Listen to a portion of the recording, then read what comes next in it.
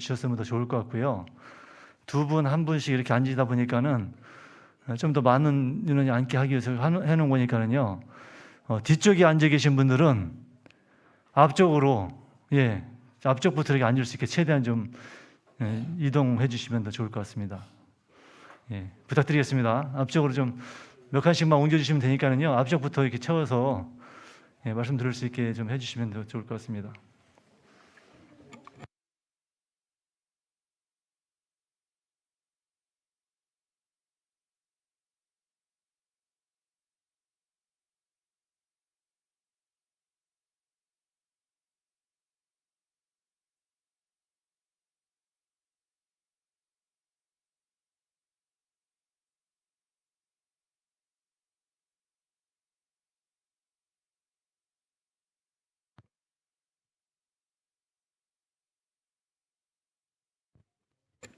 안녕하세요. 찬송하겠습니다. 찬송가 245장입니다. 찬송가 245장입니다.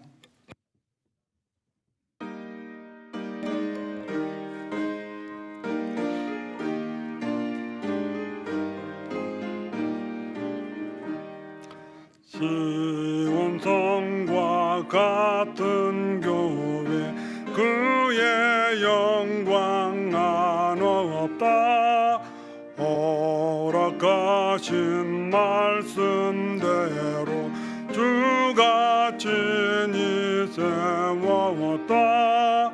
반석 위에 세운 교회 흔들자가 누구랴. 모든 원수에 왔사도 아무 근심 없도다. 생명샘이 흘러나와 모든 성도 마시니 언제든지 솟아나와 부족함이 없도다. 이런 물이 흘러가니 목마를 자 누구랴. 저의 은혜 풍족하여 넘치고도 넘친다.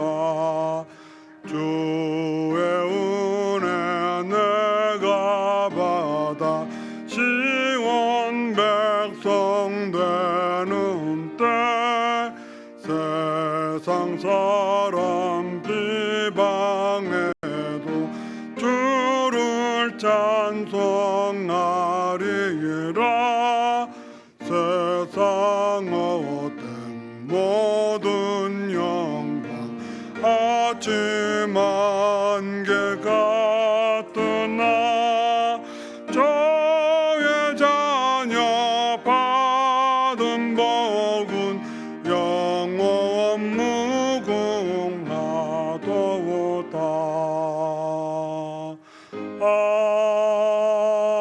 아멘.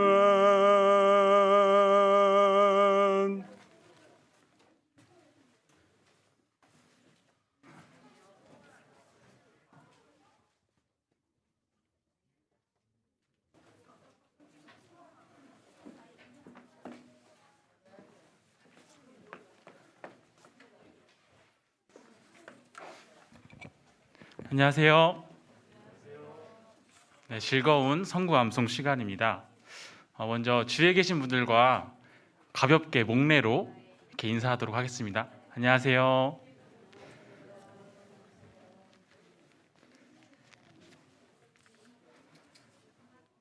네, 그러면 지난주 암송 로마서 8장 5절로 9절 말씀을 다 같이 두 번 암송하도록 하겠습니다. 로마서 8장 5절로 9절 말씀. 육신을 좇는 자는 육신의 일을, 영을 좇는 자는 영의 일을 생각하나니 육신의 생각은 사망이요 영의 생각은 생명과 평안이니라. 육신의 생각은 하나님과 원수가 되나니 이는 하나님의 법에 굴복치 아니할 뿐 아니라 할 수도 없음이라. 육신에 있는 자들은 하나님을 기쁘시게 할 수 없느니라. 만일 너희 속에 하나님의 영이 거하시면 너희가 육신에 있지 아니하고 영에 있나니 누구든지 그리스도의 영이 없으면 그리스도의 사람이 아니라. 로마서 8장 5절로 9절 말씀. 육신을 좇는 자는 육신의 일을, 영을 좇는 자는 영의 일을 생각하나니 육신의 생각은 사망이요 영의 생각은 생명과 평안이니라.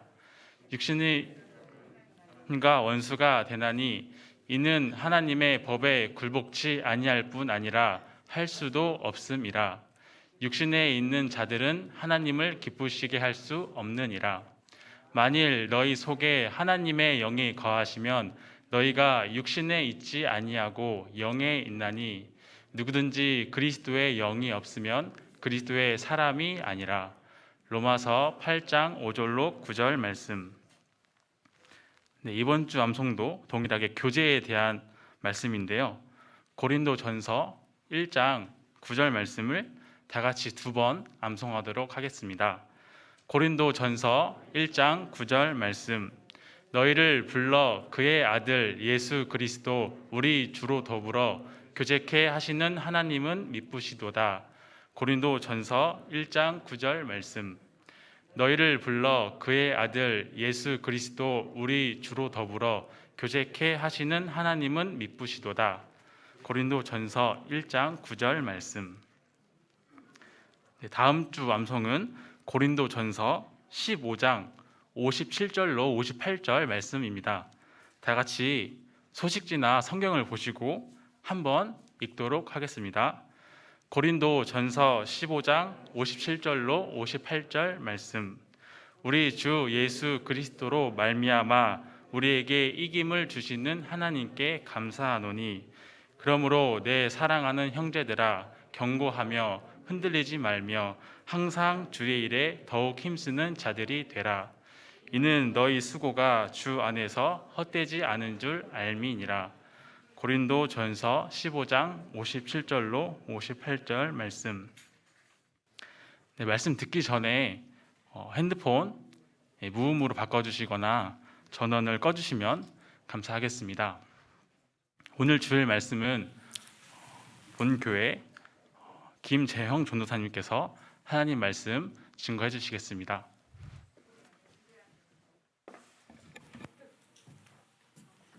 반갑습니다. 네, 잘 지내셨습니까? 이렇게 다 같이 보이는 거 거의 뭐 2달 반, 그죠? 이렇게 너무 좀 감격스럽고 감사가 됩니다. 이 좋은 날에 제가 올라와가지고 유감인데요. 어쨌든 서로 이렇게 와 있는 것만으로도 충분히 이제 좋은 마음의 교훈이 될 것 같고, 또 말씀에 더 집중하고 또 그동안 좀 마음에 주춤했던 것들이 좀 깨어나는 그런 좋은 시간이 됐으면 좋겠습니다. 그래도 아직 우리가 이제 좀 사회적으로 조심하는 분위기 있으니까요. 일정한 간격 잘 유지하고 이렇게 좀 말씀 잘 들었으면 좋겠습니다. 잠깐 기도하고 시작하겠습니다. 사랑과 은혜가 충만하신 살아계신 귀하신 우리 하나님 감사드립니다. 우리를 죄에서 구원하여 주시고 하나님의 사랑 안에 우리가 거하며 세상이 알지 못하는 그 귀한 비밀 안에서 우리가 공급받고 힘을 얻으며 살아갈 수 있게 해주신 것을 감사드립니다. 날마다 우리의 마음을 두드려 주시고 또 이 어려운 상황 가운데서도 우리의 믿음을 지켜주셔서 또 오늘 함께 모여서 말씀 배울 수 있도록 해주신 것을 감사드립니다. 또 그동안 충분히 또 나누지 못했던 말씀과 교제들이 또 오늘도 충분치 않겠지만 또 주어진 시간 동안에 주님께서 우리 각자에게 필요한 말씀과 교훈을 주시고 서로 또 필요한 교제들을 나누며 우리 마음이 해갈되는 시간 될 수 있게 도와주시기를 부탁드립니다.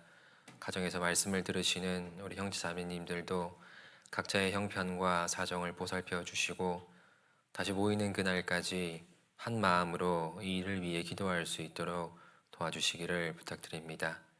말씀의 모든 과정과 끝을 주님께 부탁드립니다. 예수님 이름으로 기도드렸습니다. 아멘. 고린도전서 1장 17절 같이 찾겠습니다. 고린도전서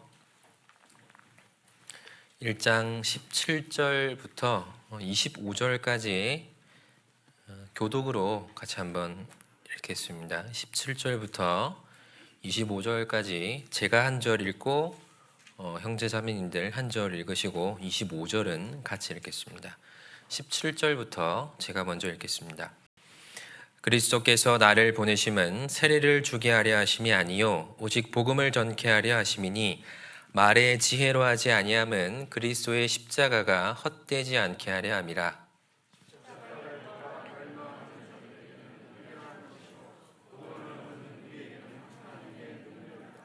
기록된 바 내가 지혜 있는 자들의 지혜를 멸하고 총명한 자들의 총명을 폐하리라 하였으니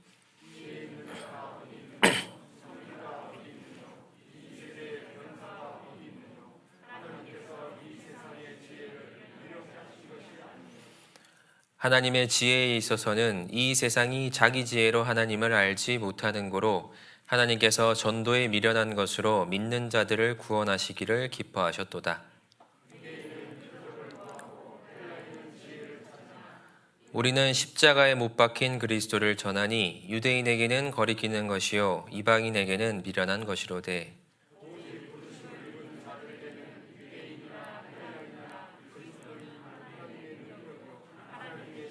같이 읽겠습니다.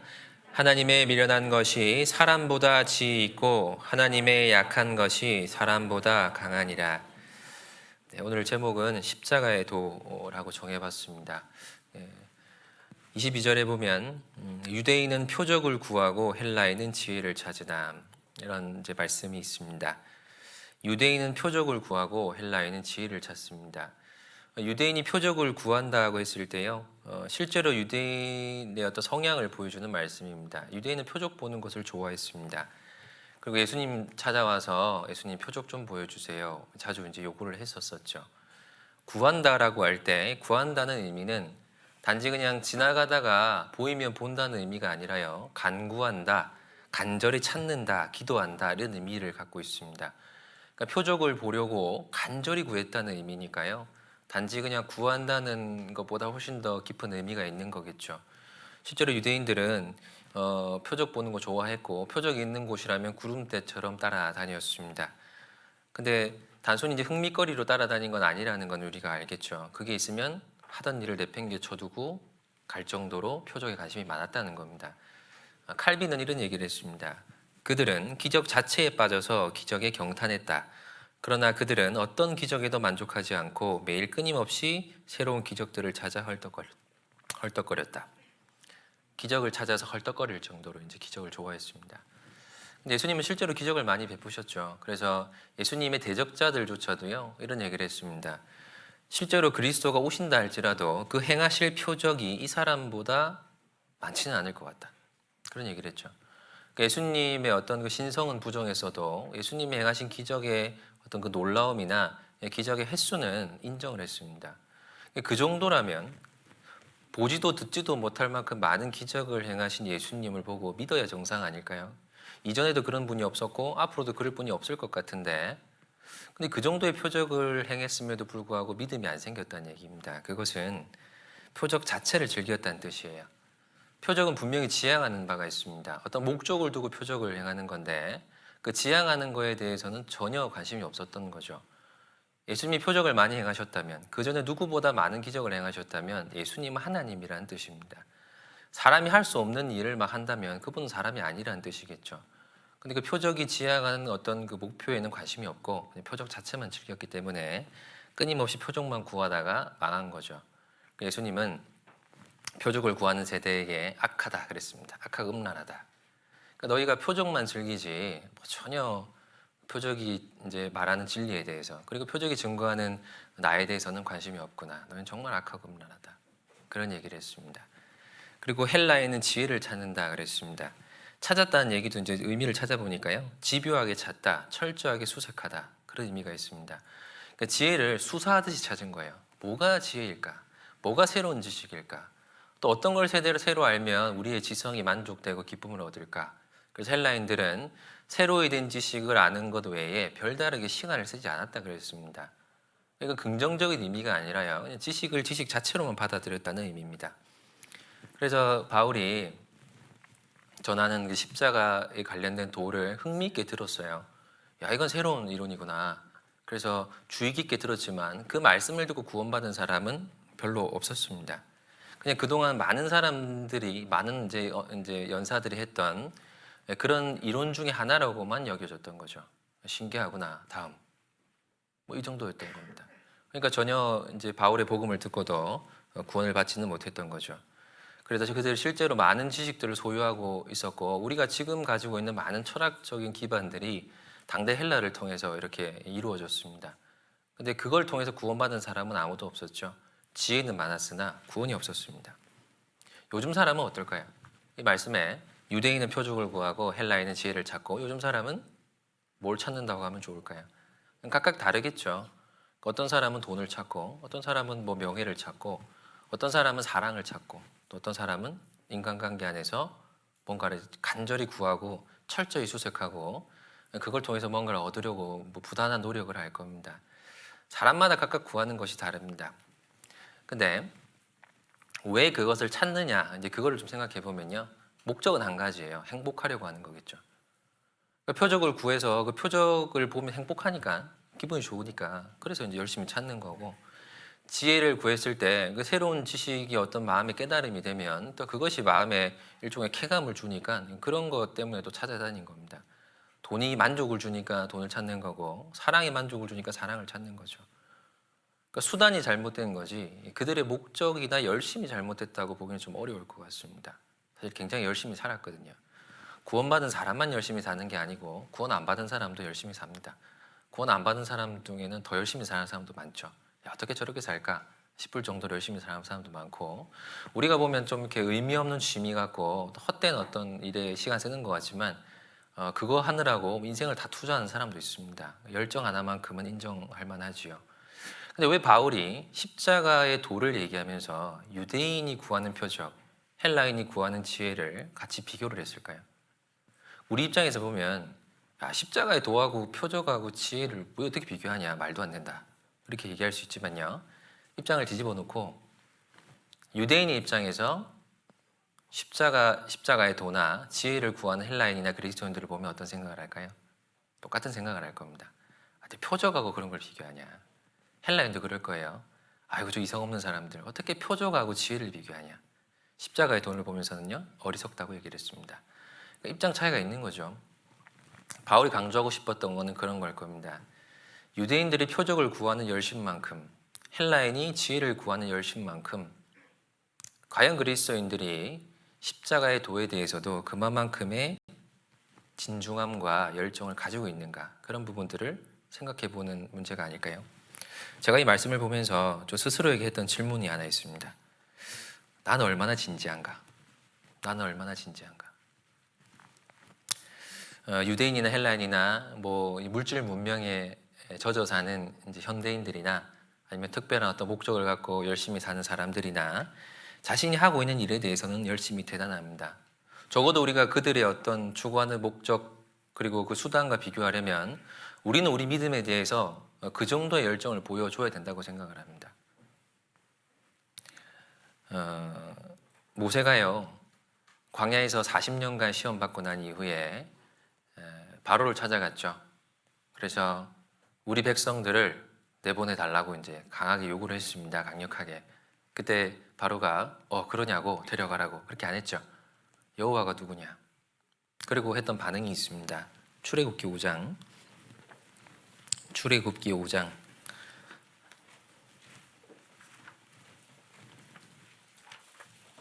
8절.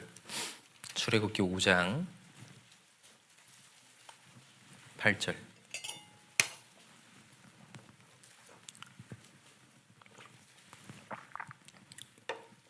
한 절 같이 읽어보겠습니다.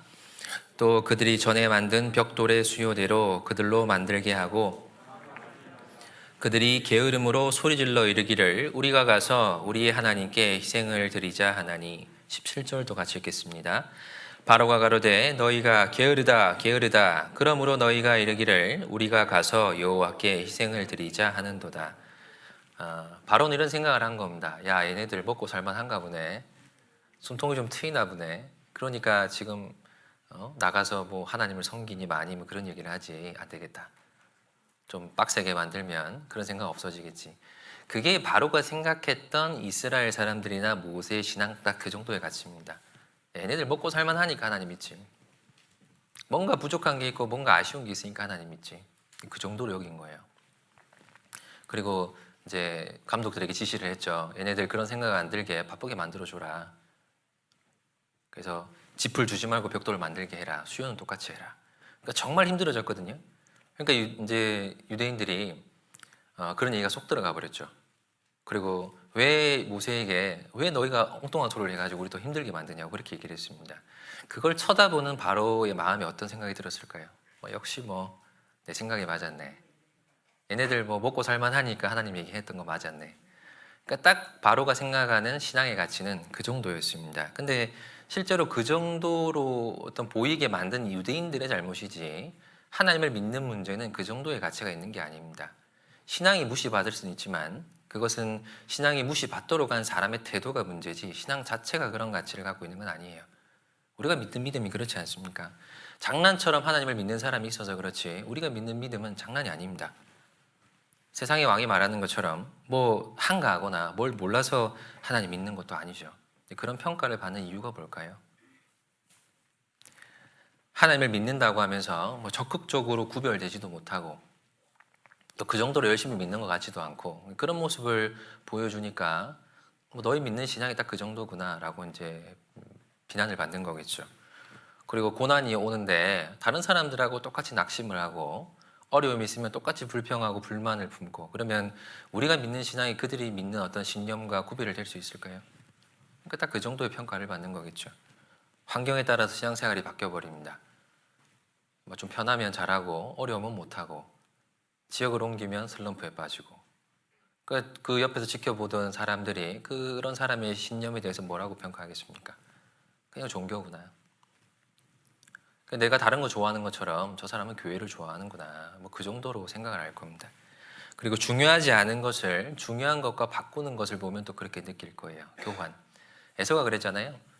에서가 장자의 명분을 팥죽 한 그릇하고 바꿨어요. 근데 야곱이 왜 장자의 명분을 팥죽 한 그릇과 교환하려고 시도를 했을까요? 평소에 에서의 태도가 그랬습니다. 에서를 딱 보니까 장자의 명분 그렇게 중요하게 생각 안 하는 것 같거든요. 평소에 목숨같이 여겼다면 감히 어떻게 교환을 하려고 들겠어요. 에서 성격 알잖아요. 그러니까 감히 그렇게 하지도 않았을 겁니다. 근데 평소에 딱 보니까요. 이 정도 상황에서 이 정도 제안을 하면 형이 수락할 것 같았던 거죠. 이제 예상이 적중했습니다. 우리의 어떤 믿음과 신앙에 대해서 이렇게 제안을 걸어오고 또 제안을 하는 많은 사람들이 있잖아요. 주말에 어디 갈래? 같이 어디 놀러 갈래? 모임이 있다 그러면 내가 맛있는 거 사줄게. 그렇게 제안하는 경우들이 있잖아요. 주변에서 하는 그런 제안들이요. 우리가 받는 신앙의 어떤 그 평가를 보여준다고 생각을 합니다. 정말 내가 주일을 목숨같이 여기고요. 교회 가고 전도하는 문제를 정말 중요하게 여기면 감히 그런 제안 하지 않겠죠. 내가 평소에 가벼이 여기는 것을 보여주면요. 세상 사람들은 끊임없이 자기가 판단한 동등한 가치를 갖고 우리의 신앙을 바꾸려 들 겁니다. 한가해서 하나님 믿는구나. 게으르다, 게으르다. 뭘 몰라서 하나님 믿는구나. 그냥 저 사람들은 좀 신앙이 그냥 종교 중에 하나구나. 그 정도로 여기게 만드는 것은 태도와 관련이 있는 겁니다. 마귀가 욥을 시험할 때도 그런 태도가 기본이었잖아요. 하나님께 가서 하나님, 아니 욥이 무슨 특별한 이유가 있어서 하나님 믿는 것 같으십니까? 그런 거 아니에요. 하나님이 부자 만들어주니까 하나님 믿는 거 아닙니까? 저 가져가 보세요. 대번에 배반할 겁니다. 그러니까 마귀는 욥의 신앙을 딱 그 정도로 평가했어요. 그냥 하나님이 복 줘서 하나님 좋아하는 사람. 그러니까 복을 걷어가면 하나님 잃어버릴 걸, 하나님을 이제 버릴 거라고 생각을 했던 거죠. 근데 딱 그 정도가 아니었습니다, 여러분. 소유를 다 가져가니까요. 욥이 주신 저도 여호와시요 취하신 저도 여호와시다. 그렇게 대번에 얘기를 해버리잖아요. 그 욥의 신앙의 본질을 마귀가 잘못 평가하고 있었던 겁니다. 그걸 욥은 스스로 이제 증명을 해낸 거죠. 신앙이 장난이 아니었다는 것을 결국은 욥은 증명을 해냈고요. 그리고 여러 가지 시험을 통해서 바로에게도 그런 신앙을 증명을 했습니다. 아, 목숨과 관련된 문제구나. 쟤네들 진짜 진지하구나. 내가 두 손 두 발 다 들 수밖에 없겠다. 우리도 그런 투쟁이 필요하지 않을까요? 적어도 우리가 믿는 믿음에 대해서 다른 사람들이 그 정도의 평가 내려야 되지 않을까요? 저 사람 목숨 걸고 믿는구나. 이해는 안 되지만 인정은 해줘야겠다. 그것은 우리의 태도와 관련된 겁니다. 그래서 우리가요, 먼저 내가 믿는 믿음에 대해서 얼마나 심각한지, 얼마나 진지한지 그런 것을 스스로에게 한번 질문을 해봐야 된다고 생각을 합니다. 그리고 또 한 가지는요, 18절을 보면 우리 고린도전서로 돌아가 볼까요? 고린도전서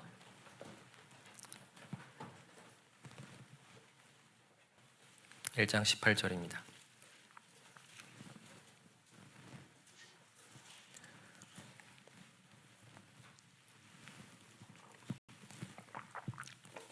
같이 한번 읽어보겠습니다. 십자가의 도가 멸망하는 자들에게는 미련한 것이요 구원을 얻는 우리에게는 하나님의 능력이라. 십자가의 도가 도에서 그치는 게 아닙니다. 능력으로 이어지죠. 도리. 그러니까 도리라고 하면 이론에 관련된 것 같이 여겨지잖아요. 그래서 길 가다가 사람들이 물어보죠. 도를 아냐고.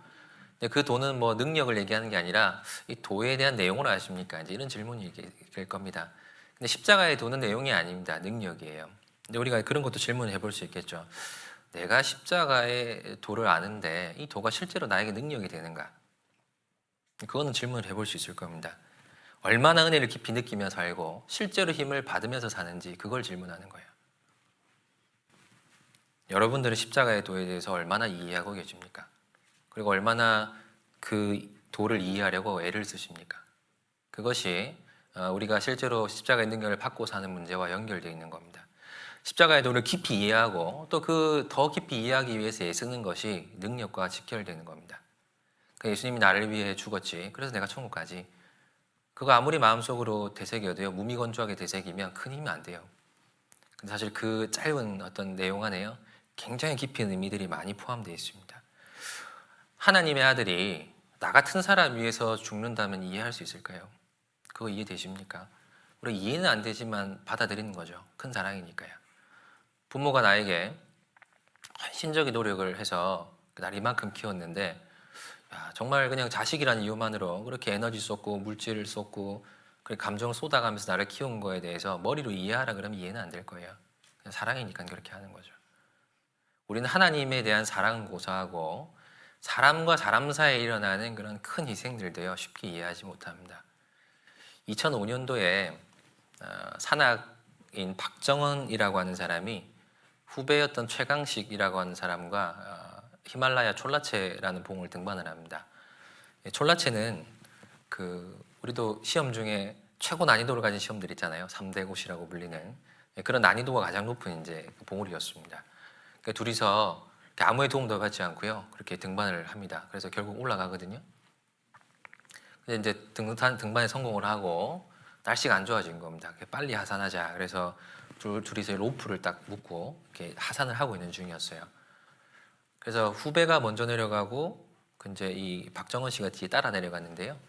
이 후배가 미끄러진 겁니다. 야, 크레바스 있으니까 조심해. 근데 그 말 떨어지자마자 미끄러진 거예요. 그래서 이제 그 크레바스가 낭떠러지인데 이렇게 눈으로 덮여 있어가지고 이렇게 보이지 않는 거거든요. 함정 같은 곳입니다. 후배가 빠져버린 거예요. 그러면 이제 그 중력에 의해서 이렇게 쭉 내려가겠죠. 몸을 묶고 있는 사람은 딸려갈 거 아니에요. 그래서 쫙 미끌려 내려간 거죠. 근데 딱 그 경계에서 멈춘 겁니다. 자, 근데요, 정신이 잃어버렸어요. 너무 충격이 커서. 그래서 떨어졌던 사람은 다리가 부러지고요. 위에 이제 붙잡고 있던 그 박정원 씨는 눈을 딱 떠보니까 머리는 피가 흐르고 오른쪽 어깨는 탈골이 되고 그 로프의 압박 때문에 왼쪽 갈비뼈는 골절이 된 거예요. 히말라야 산에서 영하 15도. 그래서 머릿속에서 많은 생각들이 들었는데 먼저는 이제 후배를 불렀습니다. 강 씨가 답이 없는 거예요. 여러 번 불렀는데 답이 없습니다. 자, 이게 지금 그대로 있으면 죽는 상황이잖아요. 끊어야 되는데 살아있을지 죽어있을지 알 수가 없으니까 이 차마 끊지를 못하는 거죠. 그리고 생사고락을 함께한 후배잖아요. 그래서 머릿속에서 갑자기 이런 생각이 드는 겁니다. 죽었을 거야. 죽었을 거야. 죽었을 거야. 끊고 내려가. 그러니까 그런 본능이 굉장히 강하게 이제 들었던 거죠. 근데 차마 이제 끊을 수가 없어서 좀 기다리기로 했어요. 2시간 정도 부르니까요. 답을 하는 겁니다. 살아있다고요. 야, 그럼 이제 더 갈등이 되잖아요. 역사상 그 크레바스에 빠져서 살아난 사람은 그때까지 단 한 명이었습니다. 250년 히말라야 등반 역사상 단 한 명만이 크레바스에 빠져서 살았던 사람이에요. 유명한 얘기거든요. 근데 그 사람은 어떻게 살았냐면 그 위에 달려있던 사람이 끊어버렸어요. 끊어버렸는데 어떻게 살았어요? 자기가 기어 내려와가지고. 그래서 그렇게 산 사람이지 구조를 한 경우가 없습니다. 누구보다 잘 알았겠죠. 저 근데 이제 매달려 있잖아요. 근데 다행히 그 후배 가방 속에는 로프를 감아 올리는 장치가 있었고 자신의 배낭 속에는 로프가 하나 더 있었습니다. 그 사력을 다해서 이제 끌어올린 거예요. 그리고 두 사람이 올라오자마자 기절해 버렸습니다. 너무 힘들어서. 그래서 이제 거기서 하룻밤을 지새운 거예요. 그 상태로. 그리고 아침에 눈을 떠가지고요, 막 기어 내려왔습니다. 그 내려온 그 사고를 당한 위치가 민가하고 한 3시간 거리인데요. 12시간을 기어서 내려와요. 다리가 부러졌으니까 부축을 해야죠. 갈비뼈 부러졌잖아요. 그러니까 12시간 기어 내려오다가 또 기절을 해버립니다. 그 상태로 침낭도 없이 식량도 없이 또 하룻밤을 지새워요. 그래도 포기가 안 되니까요. 그 다음날 일어나서 후배를 일단은 거기 내버려 두고 위험하지 않은 지역에 내버려 두고 민가로 가서 구조 요청을 합니다. 그래서 살았어요. 근데 대가가 아주 참혹했습니다. 손가락 10개 중에요. 엄지손가락 빼고 다 없어졌어요. 동상 때문에. 그러니까 그 선배 후배 다 그렇습니다. 살았기 때문에 손가락 8개로 끝난 거지 사실은 사경을 헤맨 거잖아요. 여러분 같으면 어떻게 하시겠어요? 우리는 뭐 유산 때문에 형제끼리 다투는 시대에 살잖아요. 손가락 8개 희생하고 다른 사람 살리라 그러면 우리가 기꺼이 그렇게 할까요? 그때 이 박정희 씨 나이가 35세입니다. 최강식 씨 나이가 29이에요. 나머지 인생 전체를 엄지손가락만 갖고 살아야 되는 거죠. 우리 그런 걸 감당할 수 있을까요? 그런 걸 기꺼이 해야겠다고 마음의 결심이 선뜻 들까요? 망설여지잖아요.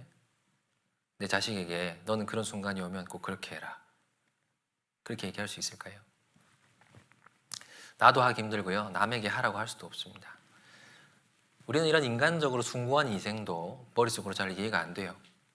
그런데 어떻게 하나님의 아들이 나를 위해 죽을 수 있을까? 그걸 이해한다고 하는 것은 불가능한 일일 겁니다. 사랑을 받고 있으니까 받고 있는 거지 이해는 못할 거예요. 그래도 우리는 이해가 가능한 선에서 하나님의 사랑이 얼마만큼 큰 건지를 깊이 이해하려고 노력을 하는 필요가 있습니다. 그리고 그럴 수 있을 만한 주위에 여러 가지 예표를 주셨고 또 그럴 만한 지성도 우리에게 주셨습니다. 마태복음 16장 26절입니다.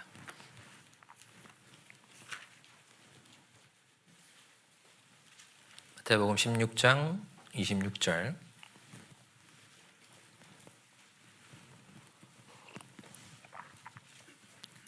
함께 읽겠습니다. 사람이 만일 온 천하를 얻고도 제 목숨을 잃으면 무엇이 유익하리요? 사람이 무엇을 주고 제 목숨을 바꾸겠느냐? 당연한 말이잖아요. 온 천하를 얻고도 목숨을 잃으면 무엇이 유익하리요? 새로운 얘기가 아닙니다. 우리도 뭐 아무리 많이 얻어도 죽는다 그러면 그게 무슨 소용이 있겠어요? 그러니까 누구나 자기 목숨이 가장 귀해요. 많은 걸 갖고 있어도 목숨의 위협을 받으면 그 기꺼이 버릴 수 있습니다. 전 재산 팔아야 병을 고칠 수 있다. 그러면 재산 아까워서 안 고칠 사람 없겠죠. 자기 평생 모은 재산이라도요. 병 고치려면 다 투자를 합니다. 생명이 귀하기 때문에 그래요. 근데 예수님은 나를 위해서 자기 생명을 버렸습니다. 나보다 귀한 게 없어요. 세상 모든 걸 얻어도 나를 잃어버리면 아무것도 유익이 없는데 예수님은 나를 위해서 모든 걸 버렸다는 거죠. 자기 목숨을 버렸습니다. 그래서 우리가 사는 것이 나를 사랑하사 나를 위하여 자기 몸을 버리신 하나님의 아들 믿는 믿음 안에서 사는 것이라. 나를 위하여 자기 몸을 버리신. 죽는 순간만 자기를 던진 게 아니에요. 우리를 위해서. 죽어주는 것도 굉장히 감사하지만요. 죽는 순간만 우리를 위해서 눈 딱 감고 죽어준 게 아니라 그 어려운 시대에 오셔가지고 30년 넘게 그 어려운 환경에서 살아가셨습니다. 좀 어려운 나라, 힘든 나라 여행해 보신 적 있으신가요? 우리가 말하는 일종의 후진국이라고 하는 아주 이제 문명이 아직 덜 발달한 그런 나라들을 가보면 새로운 거 봐서 좋긴 하지만요, 불편해요. 그리고 빨리 집에 가고 싶습니다. 저도 이제 아프리카를 갈 기회가 있어가지고 카메룬과 케냐를 가본 적이 있는데요. 살 수는 없겠더라고요. 가서 느낀 점입니다. 아, 여기 살 수는 없겠다. 근데 2000년 전에 예수님이 오셨던 그 유대 땅은 얼마나 불편했을까요? 뭐 위생, 뭐 생활의 편의 이런 거 전혀 없습니다. 우리 어르신들은 역사상 가장 많은 격변을 경험하셨잖아요. 뭐 전기도 없던 시절에 태어나셔서 지금은 스마트폰으로 말씀을 보는 시대니까요. 과거로 돌아가라 그러면은 돌아가서 사실 수 있겠어요? 어렵겠죠. 네. 근데 예수님께서는요, 천국에서 오셨습니다. 천국은 얼마나 좋은 곳일까요? 우리가 알 수 없잖아요. 근데 우리가 문명을 경험한 사람이 문명이 없는 곳에 가서 살아라 그러면 도저히 못 사는데, 천국에서 오신 분이 그 2000년 전 중동 땅, 고대 중동 땅에서 30년 넘게 참고 사는 거는 죽는 것만큼 어려운 일이 맞아요. 그리고 예수님 인간의 몸을 입고 왔잖아요. 인간의 몸이 어때서? 인간 입장에서는 그렇게 얘기할 수 있지만 어떤 사람이 이렇게 얘기를 했습니다.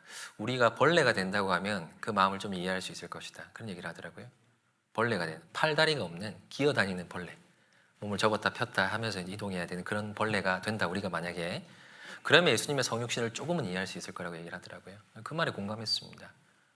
그런 상태로 그 불편한 곳에서 사셨고, 우리가 또 막 더럽고 마음에 안 드는 거 보면 막 이렇게 마음이 틀리잖아요. 근데 예수님은 절대 선이신데 정말 악한 사람들 틈에 살았어야 되잖아요. 우리가 죄 짓고 막 이렇게 혐오스러운 범죄를 저지르는 사람들 보면 꼴 보기 싫잖아요. 예수님은 그런 사람 틈에서 살았어요. 그런 사람들을 측근해뒀습니다. 그러면서 견뎠습니다.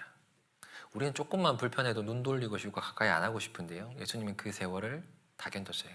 그리고 마지막에 죽으신 겁니다. 그러니까 예수님이 성육신하시고 세상에 오셔서 살아가시고 마지막에 죽으신 거는 대단한 일입니다. 사실 우리가 이해할 수 없는. 그러니까 나를 위해 그렇게 했다는 거죠. 그리고 사실 속으로 그런 생각할 수 있을지 모르겠습니다. 나도 누구를 위해 죽을 수 있어. 예수님만 그런 게 아니라 나도 누구를 위해 죽을 수 있어. 뭐 자식을 위해 죽는다든지, 사랑하는 아내와 남편을 위해 죽는다든지. 그게 공감이 안 되시나 봐요. 근데 그것도요, 좋을 때죠. 그러니까 정말 사랑이 돈독할 때는, 야, 내가 내 배우자를 위해 죽을 수 있을 것 같아. 내 자녀를 위해 죽을 수 있을 것 같아. 그런 생각을 하지만, 안 좋을 때는 어떠신가요? 사이가 안 좋고 싸우고 마음이 이렇게 좀 틀어져 있을 때는 뭐 죽기는커녕 뭐 아무것도 해주기 싫어요. 그렇잖아요. 로마서 5장 잠깐 보겠습니다. 로마서 5장 7절 8절.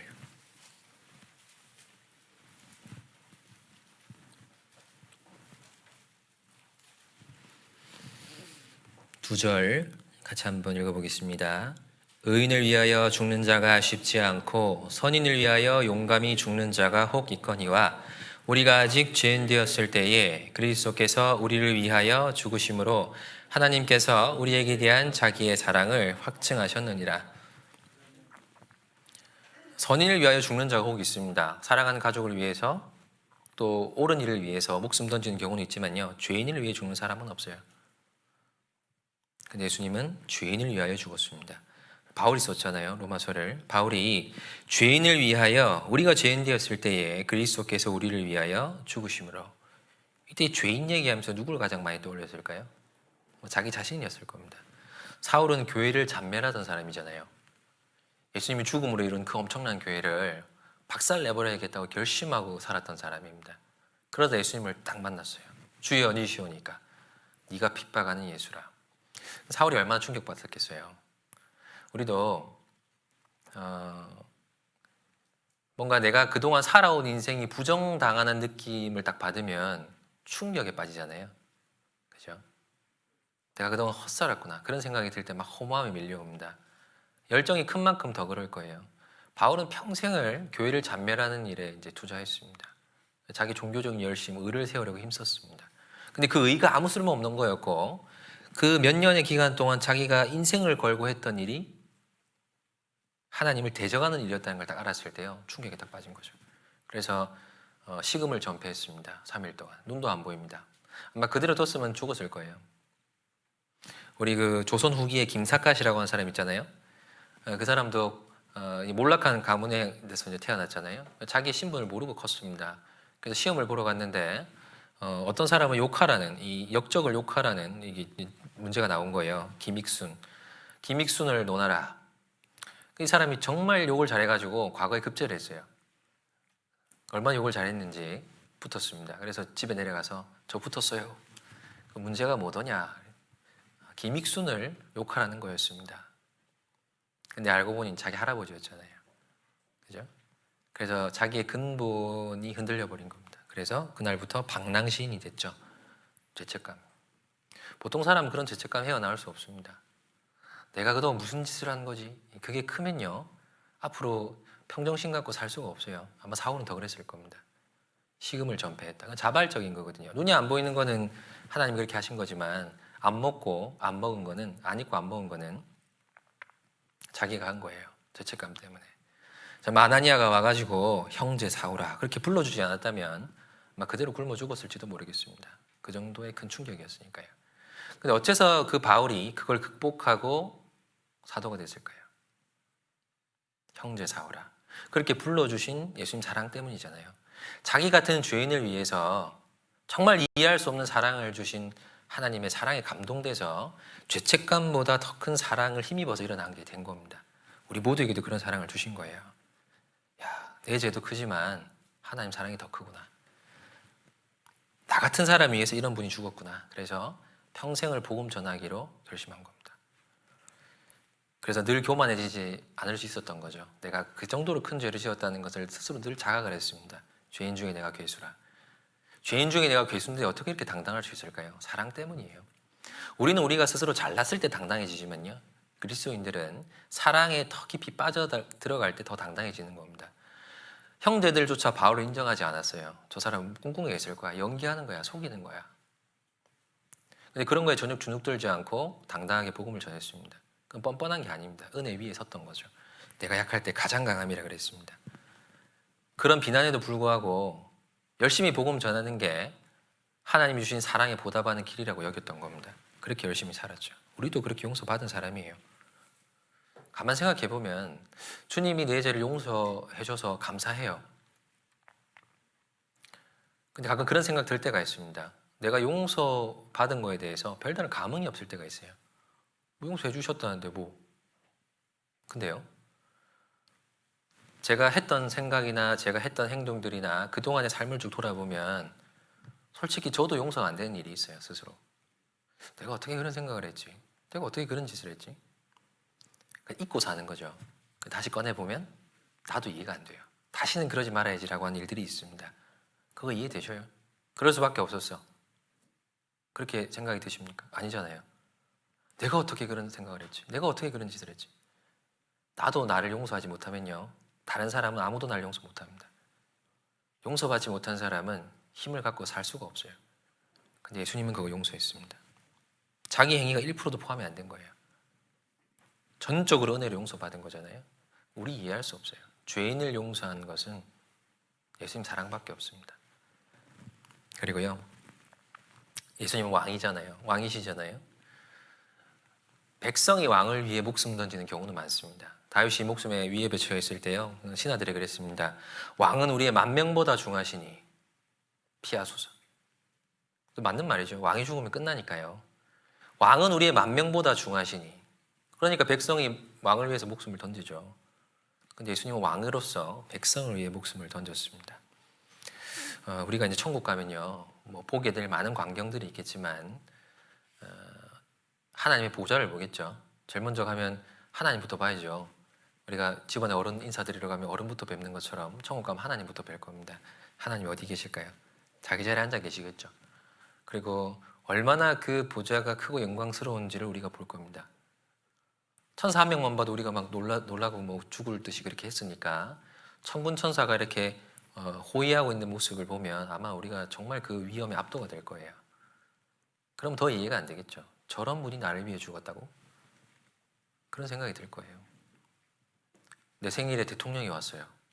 그러면 오실 분이 오셨구나 이렇게 생각이 들지 않겠죠. 어떤 일로 오셨냐고.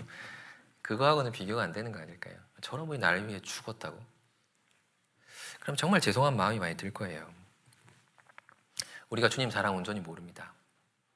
부모 사랑도 온전히 잘 모르죠. 네. 제가 어렸을 때는 그냥 당연하게 받았어요, 부모 사랑을. 근데 자식을 낳고 나니까 조금 이해되더라고요. 근데 충격받았습니다.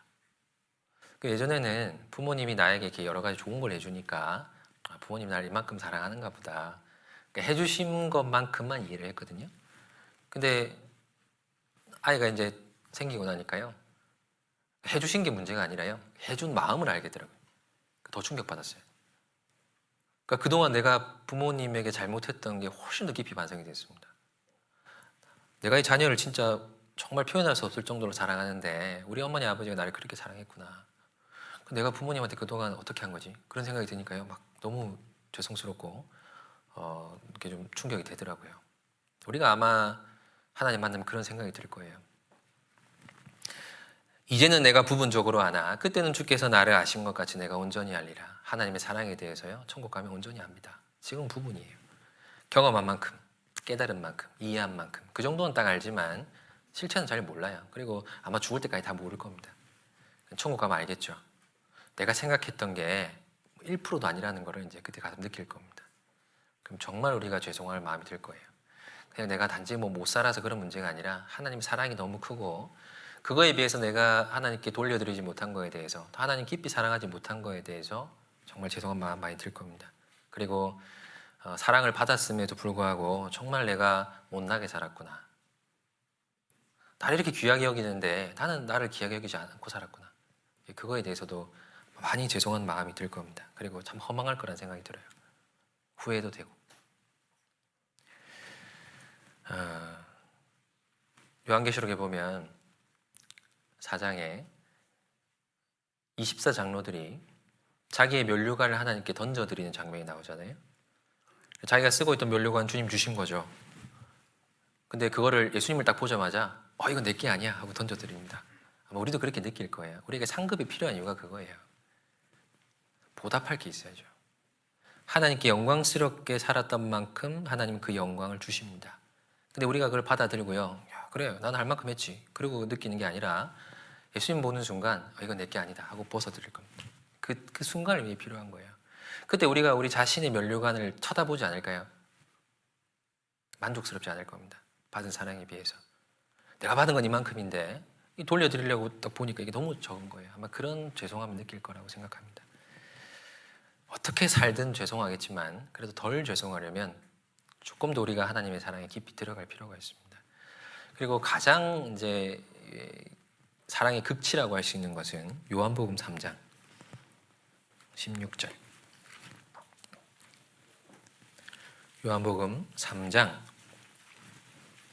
16절.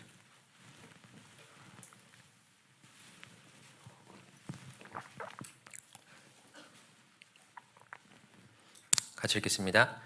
하나님이 세상을 이처럼 사랑하사 독생자를 주셨으니 이는 저를 믿는 자마다 멸망치 않고 영생을 얻게 하려 하심이니라. 부모는 자식 위해 목숨을 버릴 수 있습니다.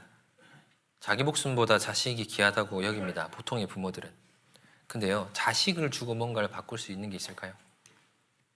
나를 위해 예수님이 죽었어. 그것도 어마어마한 건데. 죄인을 위해서 왕이 죽었어. 그것도 어마어마한 건데. 나를 위해서 하나님이 자기 자식을 내놓았어. 이건 진짜 이해 못하는 거죠. 더 엄청난 겁니다. 저는 자식 주고 바꾸고 싶은 게 아무것도 없어요. 뭐 다 그러시겠지만 그렇습니다. 근데 하나님은 그 독생자하고요, 나하고 바꾼 거잖아요. 나하고. 그리고 더 놀라운 거는요, 예수님도 그걸 원했다는 겁니다. 여호와께서 그로 상함을 받게 하시기를 원하사. 그래서 기꺼이 그 죄를 담당시키셨고 예수님도 자기의 수고한 것을 만족히 여겼습니다. 그 두 분의 사랑은 우리가 이해할 수 없어요. 독생자를 준 겁니다. 그리고 나서 죽고 부활하시고 나서 제자들을 먼저 찾아가셨잖아요. 숨어있는 제자들에게 가가지고 어떻게 하셨죠? 네, 너희 그럴 줄 알았다. 놈들아. 그렇게 안 했잖아요. 너희에게 평강이 있을지어다. 제자들을 찾아가는 예수님의 마음이 어땠을까요? 야, 애들 만나면 어떻게 혼내주지? 그런 마음은 아니었을 겁니다. 어떻게 위로해주지? 어떻게 안심을 시켜줄까? 그 선물 사들고 이렇게 자녀 주려고 선물 사들고 이렇게 기가할 때 있잖아요. 막 기대되잖아요. 이거 보고 얼마나 좋아할까? 그런 마음이 아니었을까요? 더 이상 너희가 두려워할 필요가 없어. 평강이 있을지어다. 그리고 나서 평강을 딱 제시를 하셨습니다. 엄청난 사랑이죠. 그래서 성령을 받은 제자들이요, 그 선물을 받은 제자들이 완전히 다른 인생을 살았습니다. 그리고 예수님을 위해서 목숨을 버리기까지 한 거죠. 이게 복음의 능력입니다. 십자가의 능력.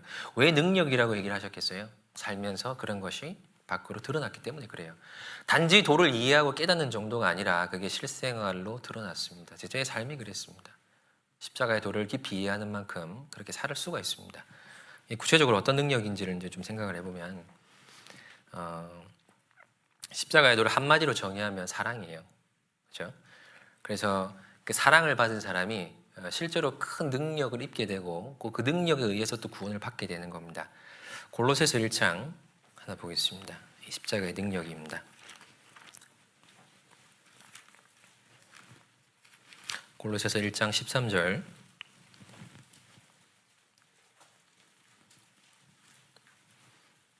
같이 읽겠습니다.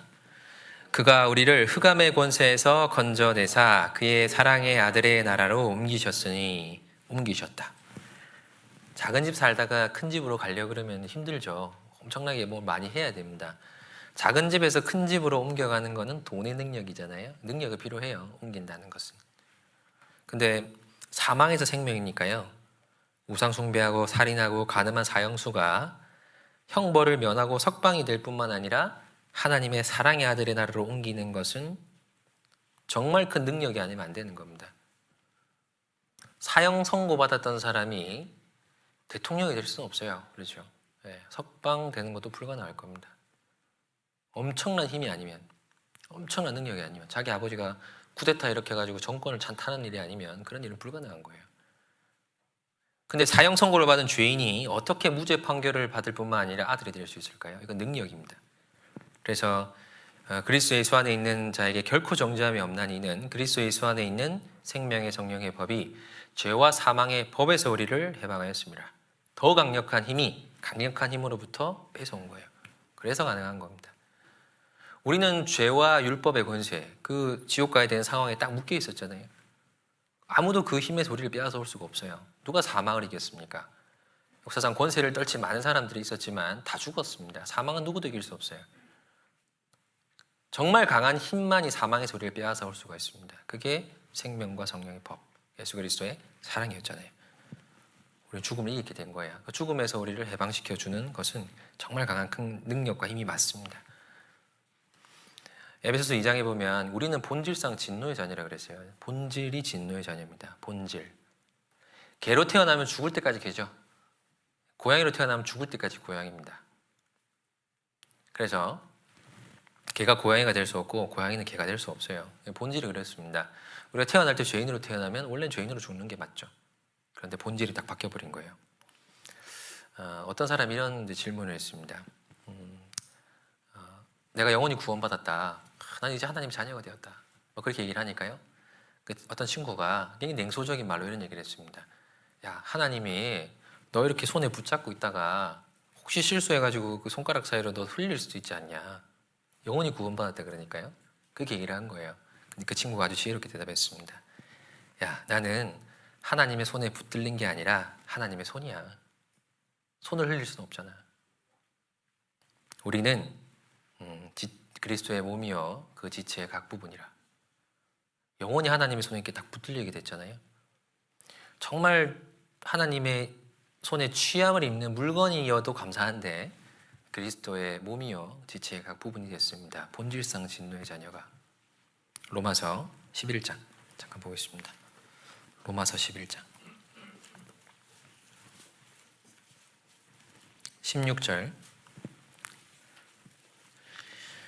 16절부터 제가 21절까지 읽어 올리겠습니다. 16절부터 21절까지 제가 읽어 올리겠습니다.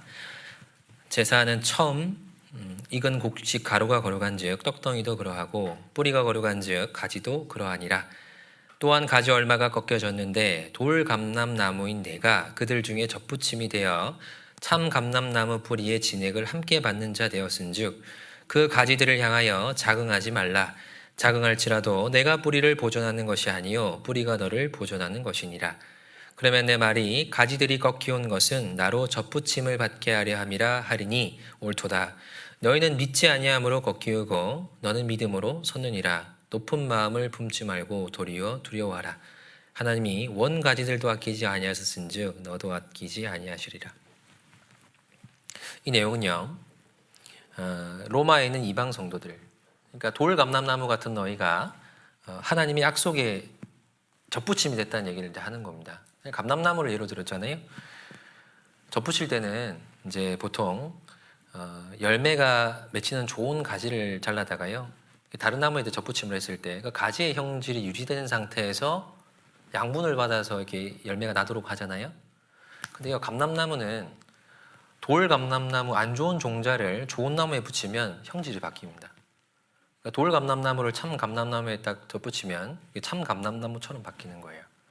그러니까 우리는 돌 감람나무였다는 걸 이제 설명을 하는 겁니다. 너희는 정말 가치 없는 상품성 없는 열매를 맺던 가지인데 그걸 딱 꺾어다가 참 감람나무에 딱 꽂으니까요, 우리에게 나타나는 열매가 바뀌는 겁니다. 본질이 바뀌었다는 뜻이에요. 우리가 사망의 몸이었거든요. 우리가 정말 죽을 몸에 있었잖아요. 근데 예수 그리스도의 지체가 됐습니다. 그래서 머리로부터 내려오는 모든 양분을 신령한 것을 공급받는 사람이 된 거예요. 그리스도의 몸의 일부가 된 겁니다. 능력이에요. 사망에서 생명으로요. 영혼의 운명만 옮겨갔을 뿐 아니라 우리의 어떤 그 정체성, 우리의 실제 모습이, 실제 삶이 하나님께 완전히 붙여진 겁니다. 그래서 우리가 받는 것들은 하나님으로부터 내려오는 참 감람나무의 진액을 함께 받는 자가 된 거예요. 신분만 바뀐 게 아니라 생활도 바뀔 수 있다는 뜻입니다. 진짜 능력이죠. 구원받지 않고 어떻게 우리가 육신을 이깁니까? 구원받지 않고 어떻게 우리가 세상과 구별되겠습니까? 그럼 필요성도 못 느낄 뿐더러 힘도 없습니다. 근데 구원받고 나면 가능하죠. 아무리 약한 사람도 성령에 붙들리면 가능합니다. 그게 옮긴 힘이에요. 우리를 사망에서 옮겨주신 하나님의 힘입니다. 능력입니다. 그래서 십자가의 도가 우리에게 능력이라고 얘기를 한 겁니다. 또 한 가지는요, 고린도전서 1장으로 가서 26절을 보겠습니다. 26절.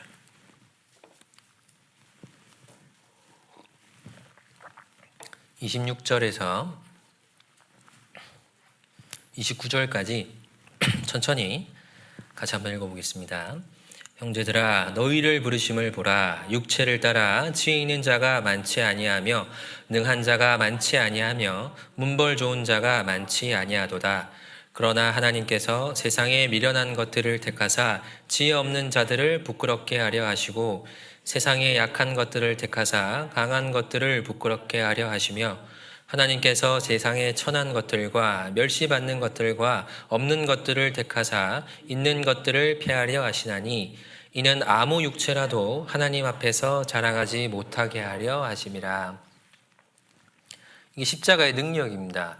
지혜가 없고 미련하고 약하고 천하고 멸시받는 것들이 세상에 잘난 사람들에 대해서 전혀 주눅들지 않게 되는 거죠. 비천한 자가 존귀한 자가 되는 능력이 있습니다. 우리가 십자가의 도를 깨달을 때요, 자존감이 회복됩니다. 야, 내가 진짜 세상에서 제일 존귀한 사람이구나. 뭘 많이 알아서 그런 것도 아니고 타고난 게 많아서 그런 것도 아니고 사랑을 받았기 때문에 가장 존귀한 사람이구나 하는 것을 구원받을 때 딱 깨닫습니다. 그래서 구원받은 사람은요, 참 재밌는 게 그렇잖아요. 부자들 보면 막 부러운 마음이 별로 안 들죠. 불쌍하다. 야, 불쌍하다. 저는 가끔 이제 요즘 TV에 막 가수 되려고 애쓰는 그런 프로 많이 하잖아요. 그래서 막 울고 불고 막 그래요. 그거 되려고 막 애를 엄청나게 씁니다. 불쌍해요. 네.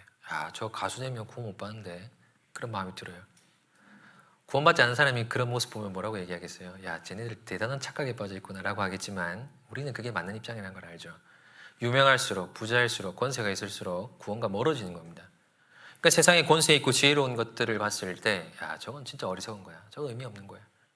도대체 그런 힘이 어디서 왔을까요? 십자가의 도. 정말 비천한 건 맞습니다. 우리가 세상적으로 뭐 아는 게 뭐가 있어요? 우리 가진 게 뭐가 있겠습니까? 세상 사람을 일렬로 세우면 우리가 앞으로 갈 수는 없을 거예요. 그러나 정말 존귀하다는 걸 우리가 알잖아요. 자존감이 회복되는 거예요. 그래서 가진 게 없고 뭔가 어려운 게 있어도요, 주눅 들지 않게 되는 겁니다.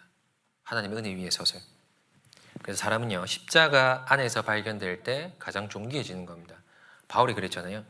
나는 유대인 중에 유대인, 바리새인 중에 바리새인, 너 난지 8일 만에 할례를 밟고 율법의 의로는 흠이 없다. 어때? 대단하지? 그렇게 안 했고요. 이런 거 다 배설물이고 나는 그리스도 안에서 발견되고 싶다. 그렇게 얘기를 했거든요. 그러니까 왜 그걸 다 버렸을까요? 하나님이 야, 구원해 주시니까 버려. 아깝지만 버려. 그렇게 한 게 아니라요. 스스로 버렸습니다. 그런 게 자기를 꽤나 이렇게 좀 존귀하게 만들어줬지만 아무리 잘나도 잘난 사람이 있거든요. 자기보다 더 잘난 사람이 있습니다. 그게 자기가 가치를 높이는데 아무 의미가 없다는 걸 영원한 세계에서 자기의 가치를 높이는 데는 아무 의미 없다는 것을 깨닫고요. 영원히 자기를 높일 수 있는 의 한 가지를 딱 붙잡은 거죠. 그게 그리스도의 의입니다. 믿음으로 말미암는 의. 그걸 딱 붙잡은 거죠. 그러니까 바울이 어떻게 됐나요? 존귀하게 됐잖아요. 실제로 가장 존귀한 사람처럼 자기가 여겨졌습니다. 그래서 핍박을 받아도 거꾸로 뜸을 당하여도 망하지 않았습니다. 아무리 어려움을 많이 겪어도요, 자존감이 떨어지지 않았습니다. 우리가 그리스도 안에 발견될 때 우리 자신도 그렇게 할 수 있는 거예요. 우리도 가끔 열등감에 빠지고 죄책감에 빠지고 뭐 나 같은 게 뭐 그런 마음 들죠. 그게 왜 그래요? 나를 둘러싼 환경, 내가 이룩한 것들, 내가 가지지 못한 것들, 그런 것 때문에 나를 그렇게 평가하는 거 아니겠습니까? 근데요, 주님이 나를 어떻게 보시고 어떤 사랑으로 우리를 구원해 주는지를 생각하면 내가 나 때문에 생긴 그런 나의 배경, 그리고 나의 어떤 본질, 그런 것들은 크게 문제가 안 됩니다.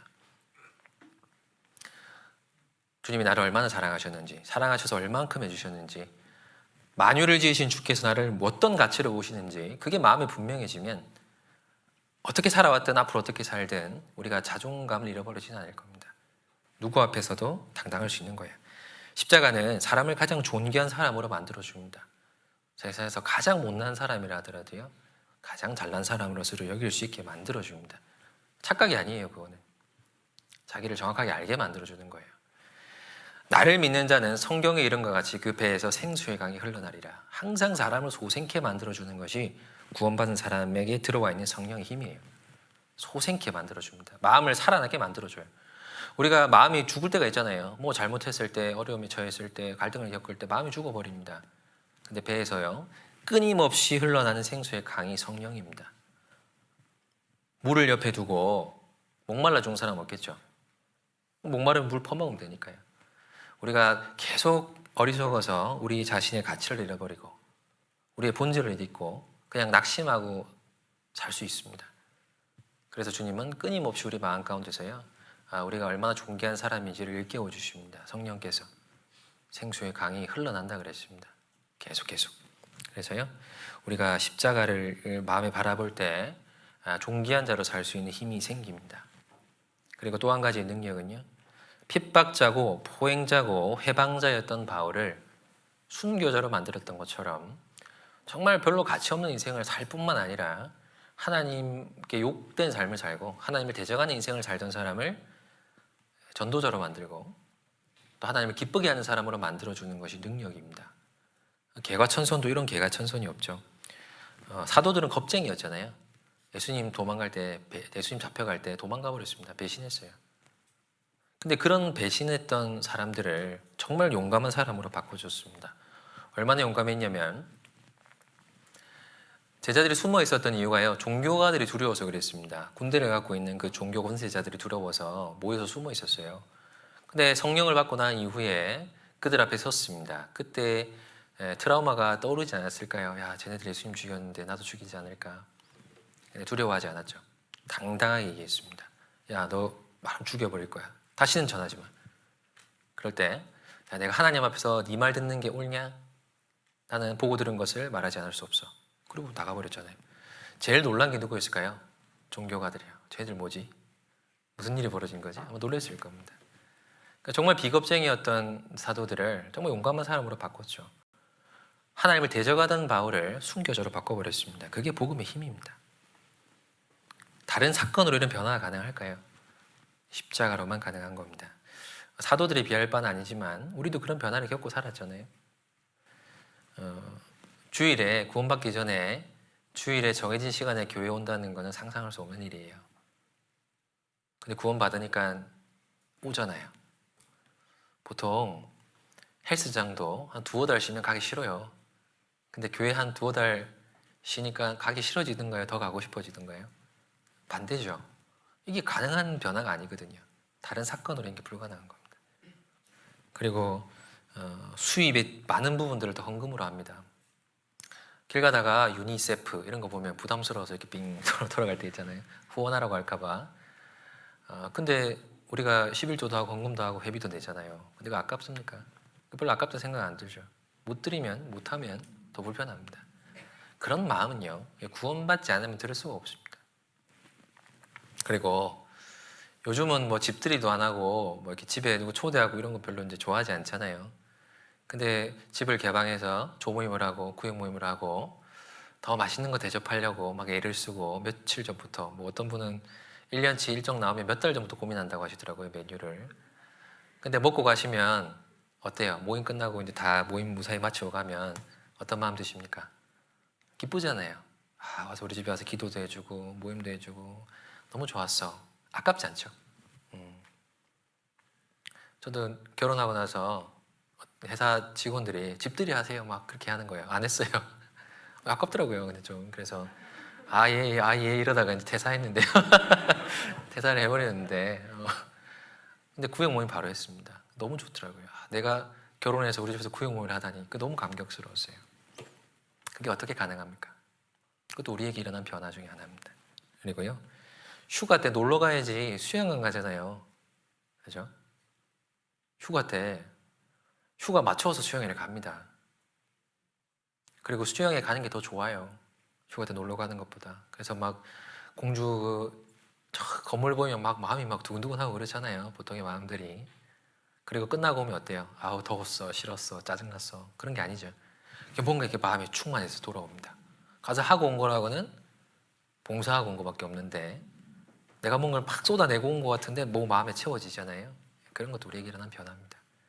정말 가치 없이 인생을 살았는데 그 하나님과 가까이 함으로써 뭔가를 얻을 수 있는 능력도 생기고 또 그 마음을 기쁘게 여길 수 있는 어떤 본질이 딱 바뀌어버린 거죠.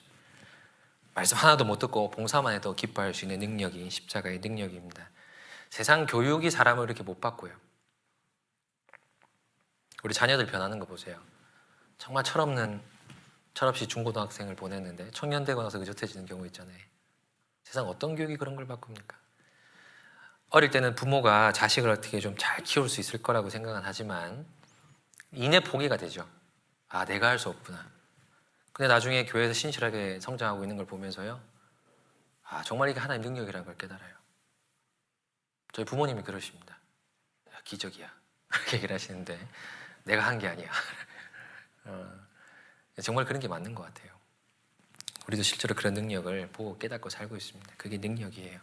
그리고 고난을 이기게 만드는 힘입니다.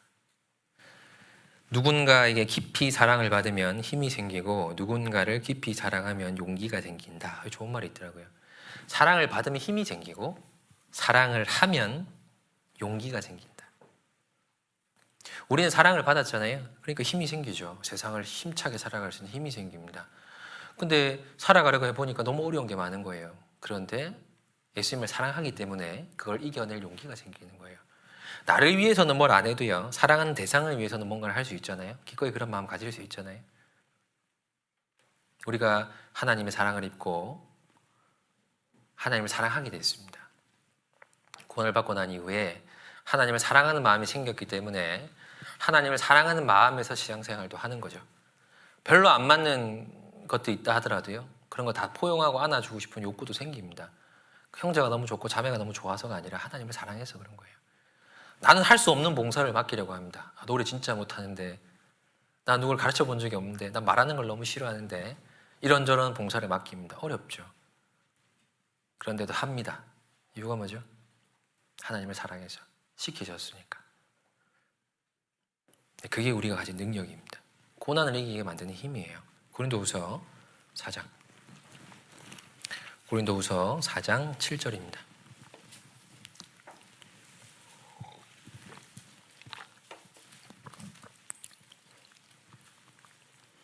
(4장 7절에서 9절까지) 같이 한번 읽어보겠습니다. 우리가 이 보배를 질그릇에 가졌으니 이는 능력의 힘이 큰 것이 하나님께 있고 우리에게 있지 아니함을 알게 하려 함이라. 우리가 사방으로 우겨쌈을 당하여도 쌓이지 아니하며 답답한 일을 당하여도 낙심하지 아니하며 받아도 버림받지 아니하며 거꾸로 뜨림을 당하여도 망하지 아니하고. 우겨쌈을 당하면 쌓여야죠. 그죠? 답답한 일이 많으면 낙심이 되는 게 정상입니다. 핍박을 받으면 버림받는 게 맞는 거고, 거꾸로 뜨림을 당하면 보통은 망합니다. 근데 그렇게 되지 않았다고 얘기를 하잖아요, 바울이요. 이유가 뭐죠? 7절이죠. 우리가 이 보배를 질그릇에 가졌으니. 이것이 이 고난을 이기게 만들어준 힘입니다. 질그릇은 깨지기 쉬워요. 누가 집어던지면 깨져버립니다. 근데 왜 바울이 그 고난 속에서도, 우겨쌈 속에서도 깨지지 않았을까요? 보배가 있으니까요. 그게 이제 능력이라는 걸 얘기를 하고 싶었던 겁니다. 십자가의 도라고 하는 것은 우리와 함께 하겠다는 약속이에요. 야, 너 구원해 줬으니까 천국에서 만나자. 그때 그리러 오면 돼. 늦지 마. 그런 게 아니라요. 함께 할게. 함께 할게. 천국에 오는 순간까지 네 마음속에서 함께 할게. 그러니까 보배가 질그릇 속으로 쏙 들어오신 거잖아요. 그러니까 우리 혼자 이겨내라 그러면 못 이겨냅니다. 근데 같이 하자 그러면 할 수 있죠. 하나님은 가장 강하시니까요. 그래서 구원받은 사람이 실제로 세상 사람보다 더 힘들게 삽니다. 우리는 세상 사람으로서, 세상에 속한 사람으로서 자기 역할도 할 뿐만 아니라 그리스도인으로서 또 그만큼의 일을 하고 살아야 되잖아요.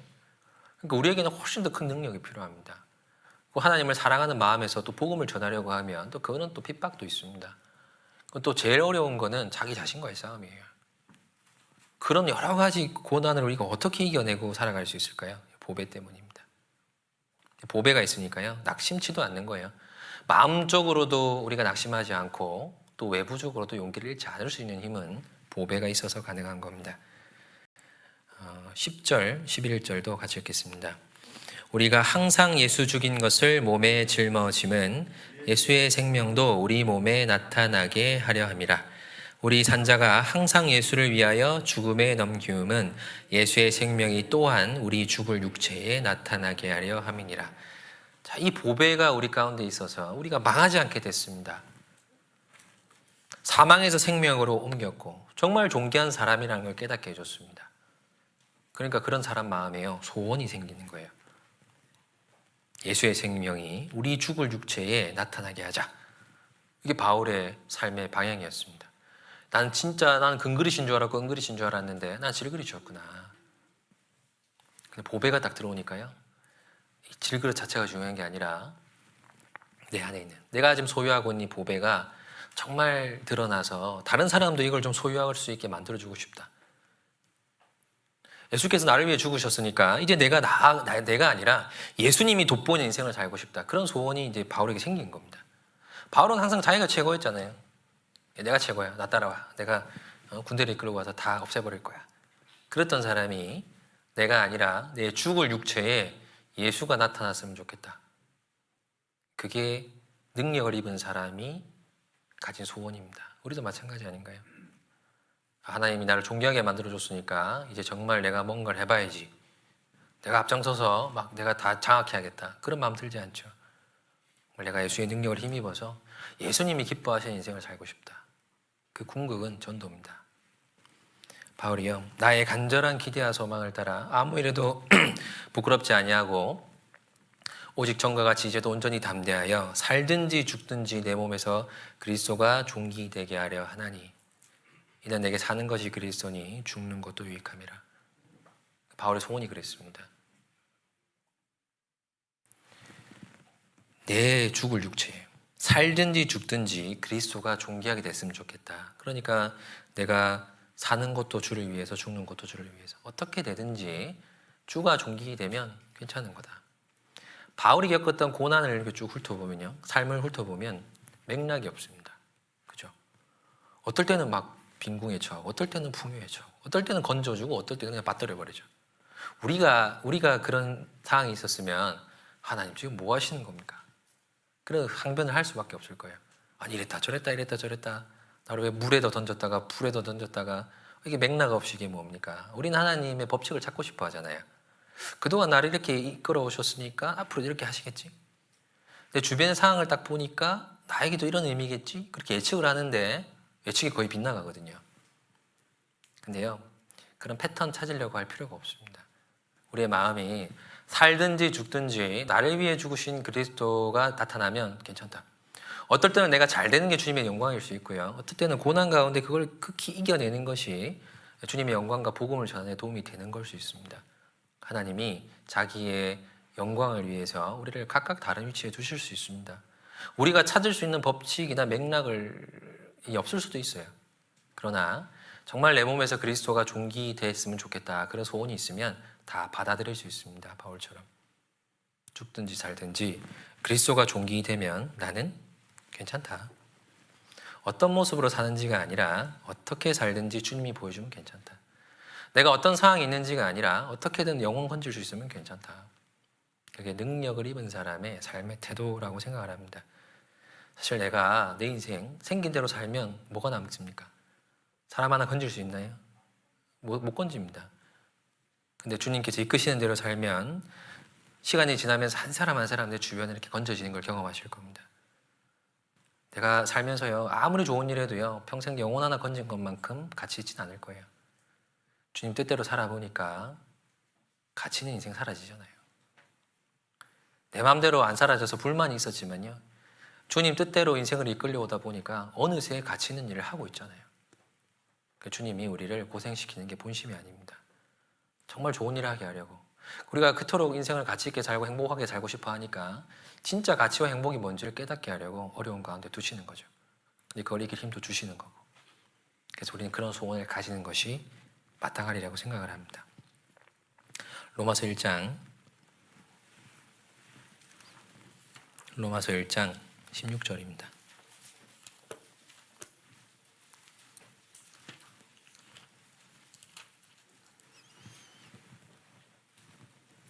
같이 한번 읽어보겠습니다.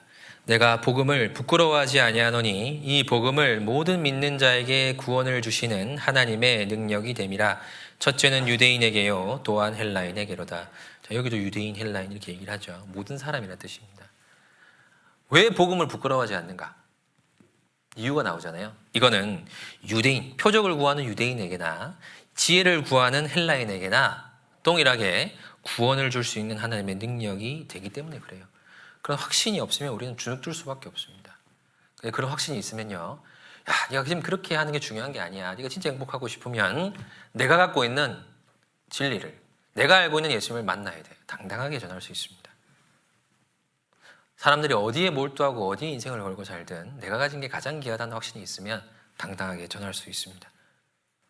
그리고 정말 인생을 그렇게 허비하며 사는 사람들 보면 측은한 마음 들잖아요. 정말 불쌍한 마음도 들잖아요. 그러면 안 돼. 그래서 정말 소개해주고 싶은 마음이 생깁니다. 내가 내 인생 가운데서 그리스도를 존귀하게 만들어 드려야겠다, 그런 소원이 없으면 다른 사람은 우리를 통해서 그런 그리스도를 발견할 수가 없습니다.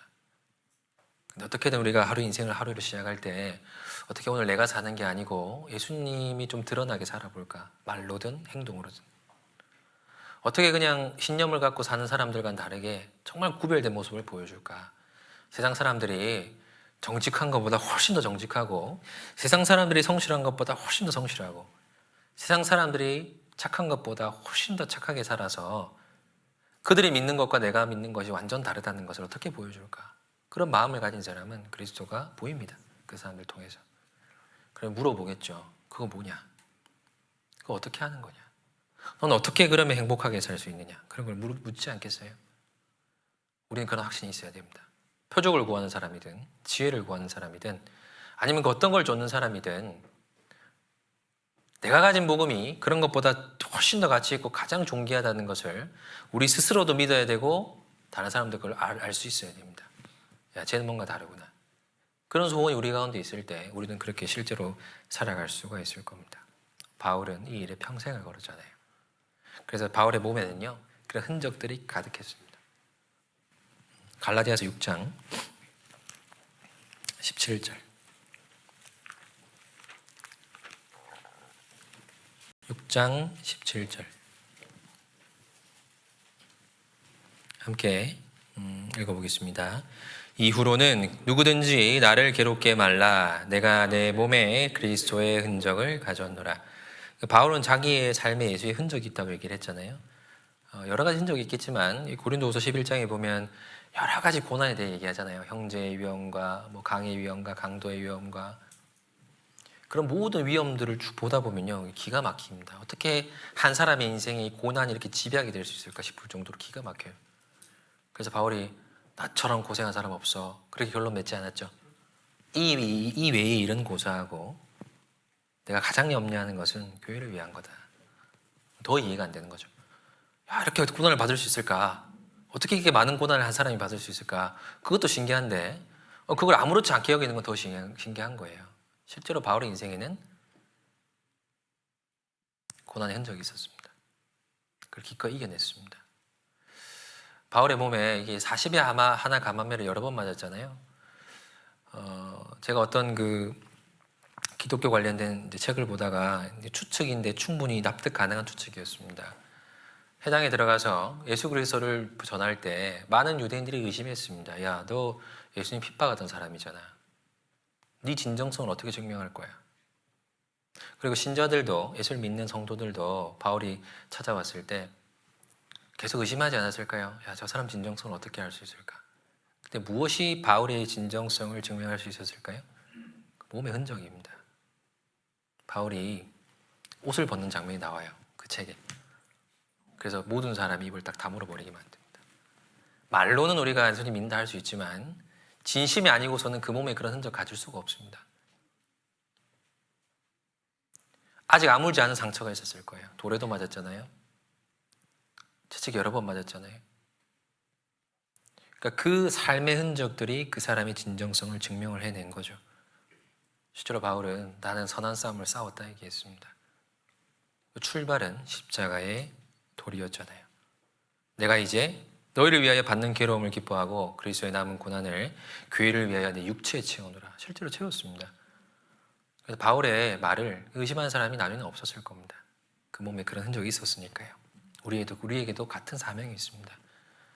우리는 십자가의 도를 깨닫고 실제로 그 능력을 힘입어서 구원을 받았습니다.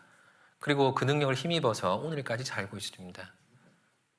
우리가 가져야 될 소원도 똑같아요. 내 몸에서 그리스도가 존귀해졌으면 좋겠다. 사람들이 나를 봤을 때 야, 기독교인 이게 아니고 야, 예수쟁이 그랬으면 좋겠다. 쟨 예수밖에 몰라. 그렇게 했으면 좋겠다. 그래서 어떻게든 나하고 대화할 때 다른 얘기 안 하고 예수님 얘기했으면 좋겠다. 그런 소원이 우리에게 생겨야겠죠. 물론 그 과정에서 여러 가지 어려움이 있을 겁니다. 근데 그 모든 과정이 하나님께 기억되고 그 모든 흔적들이 우리가 말하는 복음을 더 설득력 있게 전하는 설교가 될 겁니다. 그리고 그 견뎌낼 수 있는 힘도 주님이 주실 겁니다. 우리도 똑같은 보배를 갖고 있잖아요. 죽음 두려워하지 않고 고난을 두려워하지 않고 세상에 주눅들지 않고 가진 게 없어도 열등감에 빠지지 않고 그리고 더 감사한 것은 구원받은 형제자매를 주위에 많이 주셨다는 거예요. 같은 상처를 가진 사람들 많잖아요. 복음 전하다가 고난받은 얘기하면 다들 응? 이렇게 하지 않잖아요. 그렇지. 다 공감해 줍니다. 같은 걸 겪어봤거든요. 그런 사람이 주변에 얼마나 많습니까? 그래서 내가 정말 불신자들 틈에 살 때는 가끔 내가 이렇게 사는 게 맞는가라는 생각도 들지만 구원받은 사람들과 같이 교제하다 보면 확인하게 됩니다. 그래, 이렇게 사는 게 맞아.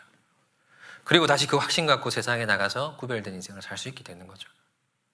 다행히 우리는 약하기 때문에 많은 성도들을 선물로 받았습니다. 인생을 방황하지 않도록 주님께서 능력을 주셨습니다. 이런 게 옳은 거야, 저런 게 옳은 거야. 세상 유행이 얼마나 많이 바뀌어요. 근데 아무리 많이 바뀌어도 우리는 그 중심에 딱 서서 흔들리지 않습니다. 그래서 바울은 이게 가장 귀하다고 한 거예요. 너희가 쫓고 있는 그 모든 것들보다 십자가의 도가 가장 귀한 거야. 고린도전서 1장 돌아가서 정리를 하겠습니다. 23절, 24절 같이 한번 읽겠습니다. 우리는 십자가에 못 박힌 그리스도를 전하니 유대인에게는 거리끼는 것이요 이방인에게는 미련한 것이로되 오직 부르심을 입은 자들에게는 유대인이나 헬라인이나 그리스도는 하나님의 능력이요 하나님의 지혜니라. 자, 누구에게나 지혜고 누구에게나 능력이 됩니다. 진짜 지혜가 여기 있고요. 진짜 능력이 여기 있습니다. 그리고 2장 2절 같이 읽겠습니다. 내가 너희 중에서 예수 그리스도와 그의 십자가에 못 박히신 것 외에는 아무것도 알지 아니하기로 작정하였습니다. 저는 예전에 이 말이 이해가 잘 안 됐어요. 아니, 십자가만 알면 사라지나 세상이. 어릴 때는 이해를 못했는데요. 이게 무슨 말인지 알겠어요. 십자가에 못 박히신 것 외에는 아무것도 알지 아니하기로 작정했다. 바로 아는 게 많았습니다. 그런데 그 아무것도 나머지 것들은 별 필요가 없는 거고 십자가가 가장 능력이 되니까 내가 이것만 붙잡겠다는 의미예요. 우리도 그래야 됩니다. 이런 말에 공감을 하려면 우리는 정말 십자가의 능력을 힘입어 살고 있는 사람이어야 할 겁니다. 그래, 그렇지. 십자가 외에는 우리가 다른 거 필요 없지. 여기서 모든 게 나오는 거지. 그렇지. 이 말에 공감했던 어떤 목사님은 자기 묘비명을 이 고린도전서 2장 2절로 새겼습니다. 우리도 그래야 되지 않을까요? 복음이면 충분합니다. 바울이 그렇게 얘기를 했습니다. 복음이면 충분하다. 예수님 알고 예수님의 사랑을 아는 것 외에 우리가 알아야 될 별다른 것은 없다. 정말 예수님을 가장 크게 여기는 사람이라면요, 그 사람 인생이 멋있을 겁니다. 살든지 죽든지 그 몸에서 그리스도가 존귀되게 해야 한다. 개인의 인생을 좀 접어두고 하고 싶은 말과 행동들을 좀 절제하고 어떻게 하면 예수님처럼 행동할까? 어떻게 하면 예수님처럼 말할까? 어떻게 하면 예수님이 기뻐하시는 행동을 할까? 그걸 고민하면서 사는 사람이 나중에 예수님 만났을 때 정말 더 영광스럽게 될 겁니다. 세상의 마지막을 향해 가고 있는데 우리가 언젠가 예수님 만나지 않겠습니까? 천국 가서. 네 마음에 있는 그 보배를 얼마나 보여주며 살았냐? 넌 얼마나 그 십자가의 도를 능력을 힘입어 살았냐? 평생을 진짜 즐겁고 행복하게 기뻐하며 살 수 있는 그 힘을 주었는데 넌 그걸 얼마나 활용하며 살았냐?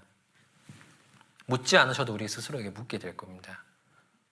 우리가 아무쪼록 살아있는 동안 우리가 깨닫고 있는 그 십자가의 도의 능력을 깨닫고 알고 또 그걸 알기를 힘쓰고 정말 진지하게 그것을 탐구하고 또 그렇게 살아보려고 애쓰는 가운데 모두가 그 능력을 힘입어서 살았으면 좋겠습니다. 그리고 많은 사람들에게 복음을 전하고 또 그 능력으로 정말 인생을 헛되게 살고 있는 사람들의 생각과 인생을 완전히 바꿀 수 있는 그런 우리가 됐으면 좋겠습니다. 기도하겠습니다. 사랑과 은혜가 충만하신 살아계신 하나님 감사합니다. 하나님의 그 놀라운 능력으로 우리를 구원해 주시고 우리를 이만큼 고쳐주시고 또 바꿔주신 그 은혜에 감사드립니다. 하나님, 우리가 주님을 알기에 더 많이 애를 쓰고 마음을 쓸 수 있도록 도와주시고 또 아무도 하나님의 십자가 앞에서 낙심하지 않고 또 세상의 일에 마음을 두지 않고 주님이 존귀되는 인생을 살 수 있도록 도와주시기를 부탁드립니다. 여러 가지 어려운 시기 하나님께서 우리의 마음에 또 평안함을 주시고 또 하루빨리